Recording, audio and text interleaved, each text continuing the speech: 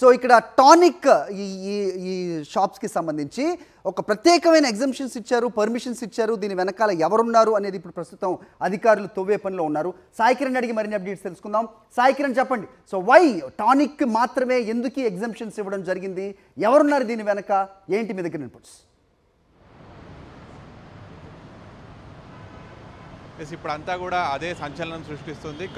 తెలంగాణలో గత టీఆర్ఎస్ ప్రభుత్వము ఈ టానిక్ ఎలైట్ వైన్ మార్ట్ల పేరుతో ఇచ్చినటువంటి జీవో ఇప్పుడు వివాదాస్పదం కలుగుతుంది. అయితే ఇదంతా కూడా ప్రభుత్వానికి భారీగా ఆర్థిక నష్టం కలిగించింది అనేటువంటిది ప్రస్తుత ప్రభుత్వం చేస్తున్నటువంటి దర్యాప్తులు తేలుతుంది. గత 5 రోజులుగా కూడా కమర్షియల్ ట్యాక్స్ అధికారులు కావచ్చు, అటు ఎక్సైజ్ అధికారులు చేస్తున్నటువంటి దర్యాప్తులో అనేక అంశాలు బయటకు వస్తున్నాయి.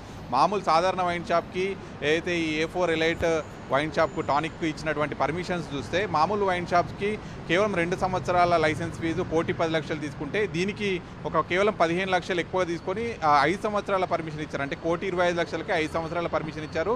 మామూలు వైన్ షాప్ అయితే 2 సంవత్సరాలు పూర్తి కాగానే మళ్ళీ టెండర్లో పాల్గొనాలి, మళ్ళీ లక్కీ డ్రాలో వస్తేనే ఆ వైన్ షాప్ దక్కే అవకాశం ఉంటుంది. కానీ ఈ టానిక్ మాత్రం 5 సంవత్సరాలు పూర్తయినప్పటికీ కూడా కేవలం రెన్యువల్ ఫీజు కట్టుకుంటే చాలు, మళ్ళీ అదే యాజమాన్యం మళ్ళీ కొనసాగవచ్చు. అంటే టెండర్ ప్రక్రియ లేకుండా ఇదంతా అనుమతులు ఇవ్వడం, అలాగే టెండర్ ప్రక్రియ పెడితే కొంత అయితే నాన్ రిఫండబుల్ ఫీజు అని కొంతమంది టెండర్లో పాల్గొంటే ఆ డబ్బులు కూడా వచ్చేటివి. కానీ అట్లా టెండర్ ప్రక్రియ లేకుండా చాటుకు ఒక జీవో ఇచ్చేసి ఈ యాజమాన్యానికి మొత్తం వైన్ మార్ట్లు అనేటివి అప్పచెప్పింది అనేటువంటి ఒక ఆరోపణ ఉంది. అలాగే అయితే లైసెన్స్ ఫీజు కంటే 7 రెట్లు ఎక్కువగా మద్యం అమ్మితే ఎందుకంటే ఎవరున్నారు? అంటే గత ప్రభుత్వంలోని కీలక వ్యక్తులు ఇందులో ఉన్నారు, ఇందులో పెట్టుబడులు ఉన్నాయి అనేటువంటిది.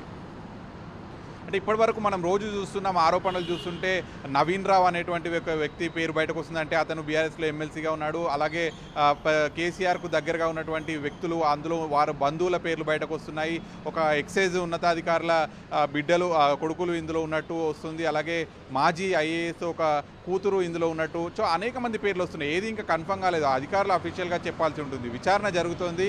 ఒకవైపు కమర్షియల్ ట్యాక్స్ అధికారులు కావచ్చు, మరోవైపు ఎక్సైజ్ అధికారులు ఇద్దరు విచారణ చేస్తున్నారు. ఇందులో లోపాలను గుర్తిస్తున్నటువంటి పరిస్థితి. అంటే వీరు ఇంతవరకు లిక్కర్ సేల్స్ ఎంత చేశారు, దానివల్ల ప్రభుత్వానికి ఎంత మేర నష్టం వచ్చింది, అంటే వీళ్ళు ట్యాక్స్కి సంబంధించినటువంటి ఎగవేతలు కావచ్చు, ఇవన్నీ కూడా లిక్కర్ పాలసీలు సంబంధించి వీరు పూర్తి విభిన్నంగా వీళ్ళు చేసేటువంటి బిజినెస్ అనేది ఉందనేది మాత్రం ఇప్పుడు వీళ్ళు గుర్తిస్తున్నారు. All right Sai Kiran.